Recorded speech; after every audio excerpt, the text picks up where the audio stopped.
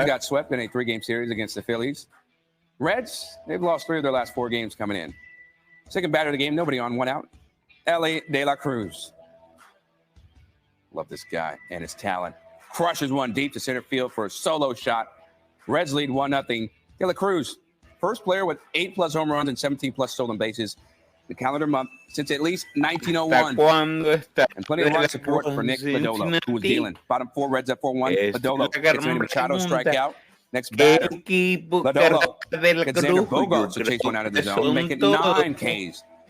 Lodolo, he wasn't done. Bottom of the 5th, same score, 2 outs. Lodolo says, see you later, Kyle Higashioka. Inning over. 5th career 10 strikeout game. Bottom 7, same score, 2 outs. Lodolo gets Ha-Sung Kim to strikeout swinging. That's 11. If you're keeping count. Reds go on to win 5-2, retired 18 straight Padres to finish. The Phillies are 11-2 over the last 13 games. Best record in the majors during that span, by the way. Looking to get 20 wins in the month of April for the first time in franchise history. Let's see if they can do it. Top of the 1st, base loaded, no outs. Alec Bohm lines one into left. Kyle Schwarber and Trey Turner score. 2-0 Phillies, part of a 3-run inning. Bohm, named NL Player of the Week, extends his hit streak to 13 games. Moving to the 6th, where things would start to fall apart a bit for Philly. Bottom of the 6th, Phillies lead 4-3. Cole Tucker grounds one up the middle. Brendan Drury scores. Angels tie it at 4. Tucker, 1 hit, an RBI in his first game of the season. Bottom 7, same score, runners in scoring position. Sir Anthony Dominguez throws a fastball, low and away. That gets past Garrett Stubbs. Ray Adrianza scores. Toss goes in the infield grass, and Mike Trout scores. Play would be ruled a wild pitch. Angels up 6-4. Moving to the 9th. Carlos Estevez looking to close this game out. Strikes out Brandon Marsh swinging. Angels win 6-4. Their 8th straight win at home versus the Phillies, dating back their 6-game win streak snap on Sunday. In Arizona for the first time in last season's NLDS. Pick it up, top 5. Dodgers up 2-1. Bases are loaded, right? 1 out. Teoscar Hernandez hits one deep to right center field. It's going to land in the gap and bounces over the wall for a ground rule double 2-run score. Right into the pool. Dodgers not done. Later, Eddie Pajes hits a sharp line drive. That's fair down the left field line. 2 more runs come in to score. Dodgers up 6-1. The rookie capping off a 4-run inning. Little dance. Okay, there we go. Bottom 5, bases loaded, 1 out. Hey, Eugenio Suarez hits a blooper in the left field for a base hit. Everyone moves up 1. D-backs down 6-2. Next batter, James Paxton's 1-0 pitch, bounces in the dirt, gets away from Will Smith. Everyone advances again. D-backs down 6-3. They would trail 6-4 after a 3-run inning. Smith would get up next inning with a chance to compensate. Top 6, same score. No one on, 2 out. Smith crushes the first pitch deep to center field. There it goes, baby. A solo shot. Dodgers up 7-4. Third home run of the season for him. Huge insurance run for LA. Top 8. How about Shohei Ohtani? Show me the goods with that base hit to left field. Miguel Rojas is rounding 3rd. Throw, not even close. He scores. Dodgers up 8-4. That is your final. 14 of the last 15 games have been decided by multiple runs for them. Controversial finish in this one. Bottom 9, Brewers down 1-0 against the Rays. Runners on 2nd and 3rd. 1 out, 2 strikes. Jason Adams strikes out Jake Bauer swinging, but the ball gets away. Sal Frelick comes in and scores the game-tying run. Or did he? Home plate umpire Ryan Addington calls batter's interference on Bowers. Take another look. Bowers hits Rays catcher Rene Pinto on his swing. Brewers manager Pat Murphy can't believe it. Gets ejected from the game, his first as a manager. And then 2 batters later, bases are loaded. Brewers down to their final strike. Adam strikes out Blake Perkins swinging. Rays potentially make it 9 in a row? Yeah, look to continue that streak. Game 2 set for Tuesday at 7:40 p.m. Eastern. It's the Metsies hosting the Cubbies. The Mets walked it off with a home run on Sunday, would keep the long ball going early on Monday. Bottom of the 1st, first batter, Brandon Nimmo, takes Jameson Taillon to right field, and, well, that ball's gone. For a leadoff home run, his 3rd of the season, Mets lead 1-0. The 13th career leadoff homer for Nimmo. A lucky fan catches the home run ball on the fly. And that homer is all Mets starter Luis Severino would need, taking the no-hitter into the fifth. Severino strikes out Michael Busch swinging. Devin with a no-hitter through 5 innings and strikes out Yan Gomes, no-hitter through 6. Then in the 7th, after a hit by pitch, Christopher Morel hits a flare, but right at Jeff McNeil. Mike Tauchman doesn't see the ball was caught and gets doubled up to end the inning. Keeps the no-hitter intact.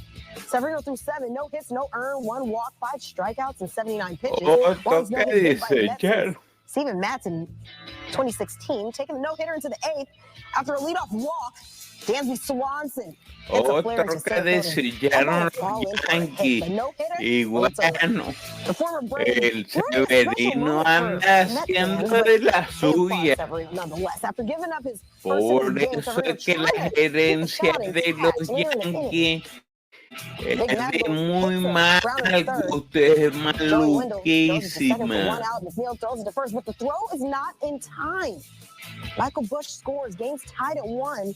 Wendell with the opportunity to throw out Busch heading to home, but elects to go for the double play, and the gamble backfires. All right. In the 9th, Mets bring in closer Edwin Diaz. Christopher Morel had other ideas. Morel takes Diaz to left center field, and that ball is gone for a 2-run homer, his 4th of the season. Cubs up 3-1, their first lead of the game. Morel's first home run since April 9th is a go-ahead bomb. Then in the 9th, Cubs closer Hector Neris trying to seal the deal, but facing pinch hitter Brett Beatty in a big spot. New York won in walk-off fashion on Sunday, trying to do the same Monday. Neris strikes out Beatty, swinging to end it. And the Cubs, poor guy, like failure, complete the comeback. In the Yankees, and los Yankees hicieron de todo, pero no pudieron ganar ese partido. Vamos a ver. 11-5 on the road this season. That's tied for the best in the American League. But the Orioles have won 4 of the last 5 meetings. Bottom of the first, Gunnar Henderson. Goodbye, Charlie. Tempranito para afuera. MLB to reach 10 homers so far this season. Meanwhile, the Yankees are struggling to get on the board after coming off a weekend where they scored plenty. Top of the 3rd, Anthony Rizzo grounds one to Ramon Urias and throws it to first for the out. Ends the 3rd inning. Top of the 5th, Aaron Judge hits a fly ball deep to right. But Anthony Santander is there for the catch. Ends the 5th inning. Would have been a home run in Yankee Stadium. Just saying. Top of the 6th. Cabrera grounds one to Ryan Mountcastle, who makes a stop and steps on first for the out. That ends the 6th inning. Through 6th, and New York still scoreless. And spoiler alert, it doesn't get much better. Top of the 7th, Judge flies out to right fielder Santander, and that ends the 7th. So through 7 innings, Sunday against the Brewers, 11 runs. On Monday, 0. Offensive struggles finding their way into the field now. Bottom of the 8th, Santander grounds one up the middle. Anthony Volpe is there, but bobbles it on the transition. Henderson scores. Error given to Volpe. Orioles up 2-0. Only error of the game. Volpe's 4th error of the season. Now with a chance to make up for the error in the 9th, he grounds one to Jordan Westberg, throws to first for the out. Orioles win 2-0. Orioles the 2nd shutout in the last 4 home meetings against the Yankees. Yankees shutout after scoring 15-plus runs in back-to-back games for the first time in franchise history. Shut out 5 times in the month of April for the first time since 1984. The Yankees becoming the first team to be shut out after scoring 15-plus runs in back-to-back games since the 2002 Texas Rangers. The White Sox and the Twins. Minnesota coming into this game on a 7-game win streak. That's the longest active streak in the majors. The White Sox coming in on a 3-game win streak after starting the season 3-22. Garrett Crochet trying to protect their early lead. Top of the 2nd, Carlos Santana deep to left field, and that has gone for a 2-run home run. Games tied at 2 apiece. Bring out the home run sausage. Santana's 4th home run this season. Great pitching from both sides. Takes it to the 9th, still deadlocked.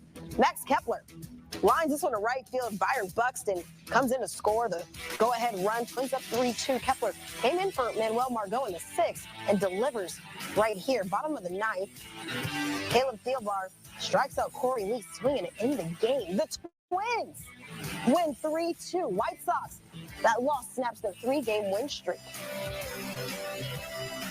More on this Twins streak now with the victory over the White Sox. Well, that's now their 8th straight win. That's the longest win streak in the majors this season. Their current active streak. The Phillies had a 7-game streak earlier in the month. The Royals earlier in the season. The Twins looking to keep it rolling and potentially make it 9 in a row. Yeah, look to continue that streak. Game 2 set for Tuesday at 7:40 p.m.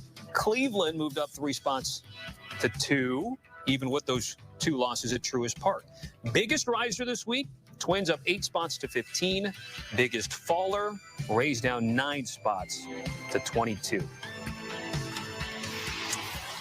Great to be back with the fellas. Power Rankings guru Matt Snyder and our MLB insider Jim Bowden. Once again, Matt with his rankings, Jim with any disagreements, and then also team news, injuries, all that good stuff as we give you every single week here on HQ. Matt, Atlanta stays at number 1 despite some lack of production to key players in the lineup in your eyes. Yeah, I mean, first of all, I like how you called me a Power Rankings guru. That made me feel good. So, and speaking of feeling good, the Braves, they just keep winning. Matt Olson, Austin Riley, Ronald Acuna Jr. are not really hitting. They will get hot, but their team is playing at a 118-win pace right now. You got Reynaldo Lopez throwing like a Cy Young winner right now. The bullpen's amazing. Get out of here. It's just, you can't say enough positive things about the way the Braves are playing right now, in spite of things like Spencer Strider going down with injury, the aforementioned key players who are not hitting at all, and they just keep winning games. It's ridiculous what's happening right now. Yeah, it certainly is, Matt. And I talked to Alex Anthopoulos, the president and general manager of the Braves, yesterday, and this is what I asked him.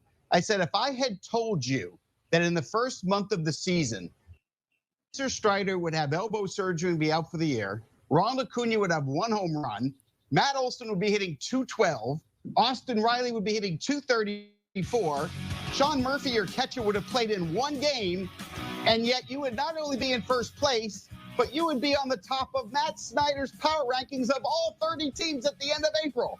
And he said, no, I would never have believed that. And it's true, and it's been amazing. Let's talk about who've been the 2 key guys, though. Number 1, Marcell Ozuna. He has been a total beast, batting .340, 9 homers, 31 RBIs. How about an OPS plus of 198? That means he's 98% better than the average player. And how about Chris Sale? Watch him right here. Do you realize he has pitched 7 innings, 3 straight starts in a row for the first time in 5 years? He's got 3 wins, an ERA of 3.6. He has been a difference maker and has stepped up when they needed him after the injury of Strider. But Matt Snyder is absolutely right. This is the best team in baseball. I said so before the season started, and I'm going to say so at the beginning of May. This is the best team in baseball, period. Jim has been on that from day one, ahead of the Dodgers, when a lot of people are going, whoa, Dodgers not number 1, Jim Bowden. Again, still a lot of baseball left to be played, but things stand out.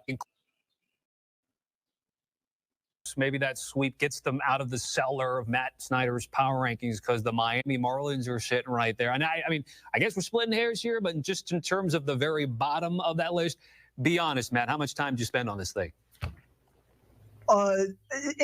A little bit, but you know, it's 3 teams that are head and shoulders above everybody else when it comes to futility. It's the Marlins, Rockies, and White Sox. I just thought since the White Sox swept the Rays, they deserved a little bit of a promotion. But if somebody wanted to tell me the White Sox are worse than the Marlins, I don't think I would strenuously object. The Marlins, it's funny, they started 0-9, then they won 6 of their next 14, so 6-8, not that bad of a stretch, but now they've lost 6 in a row again. And which manager is going to be fired first in that pool? I think I'm going to go with Skip Shoemaker. What do you think, Jim? Now, I think Skip's going to be okay through this season. I don't think they're going to blame him. It's not a good baseball team. So I'm going to go the other way. I'll go with Pedro Grifol being the first one fired. You know, the Marlins have 4 guys on the injured list that would make a rotation that was playoff worthy, right, if they were healthy. But Sandy Alcantara will miss the year after Tommy John surgery. He won the Cy Young Award 2 years ago. Yuri Perez, if he had been healthy, he would have been a Cy Young candidate this year.